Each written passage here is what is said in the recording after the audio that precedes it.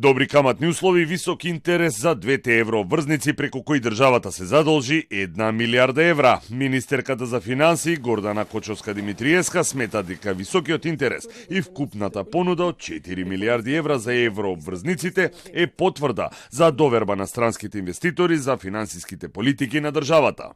Еврообврзниците од по идентични 500 милиони евра се со рок на доспевање од 4, односно 8 години, а најголем дел од нив, 893 милиони евра, ќе се искориста за исплата на обврски од надворешниот долг на државата, вклучувајќи и целосно сервисирање на доспеана еврообврзница. За траншата со рок од 4 години каматата изнесува 3,875%, а за траншата со рок од 8 години 4,75%. Со средствата обезбедени преку оваа еврообврзница предвидена во буџетот за 2026 година, ќе се изврши навремена исплата на еврообврзницата издадена во 2020 година во износ од 700 милиони евра, како и сервисирање на останатите обврски кои што доспеваат во тековната година. Во наредните 5 години, односно заклучно со 2030 година, државата ќе треба да врати 8,8 милиарди евра на дворешен и домашен долг. Годинава таа сума изнесува 1 милиарда и 563 милиони евра, а најмногу ќе треба да се врати во 2028 година, кога ќе се платат речиси 2 милиарди евра за сервисирање на долговите.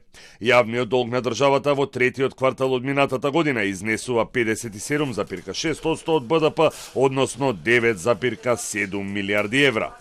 Околу одлуката на Уставниот суд да поништи 2 члена од законот за минимален глобален данок на добивка, кој беше оспорен поради ретроактивноста, министерката смета дека е погрешен чекор на штета на државата, бидејќи парите од компаниите ќе завршат во странство. Жалби е затоа што тој данок компаниите ќе го платат во нивните матични земји.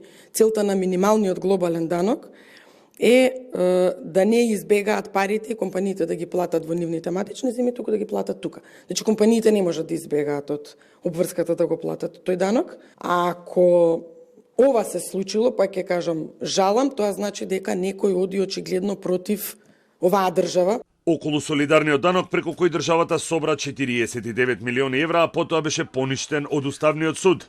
Од финансии соопштија дека ќе се враќа на 2 рати, во март годинава и во март идната година. Дел од компаниите се откажале од каматата, а со дел се уште се преговара, па затоа не може да се пресмета колку дополнително државата ќе треба да плати.